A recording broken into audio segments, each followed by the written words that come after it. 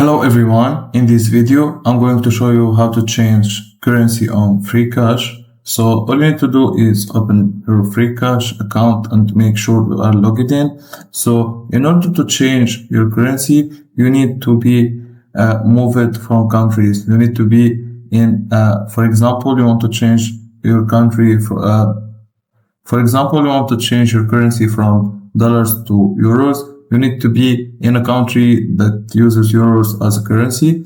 So we can use VPN, any VPN that you want, and then press on this message and then press on this head. A pop-up will come up and then you can message them, send us a message. Choose I need help with my Freecash account.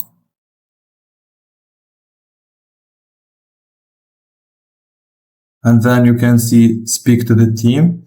You press on it and you speak to the team and explain your issue. Once they verify that your IP address is coming from a different country with different currency, they will update the currency on your end on your account, and that's it.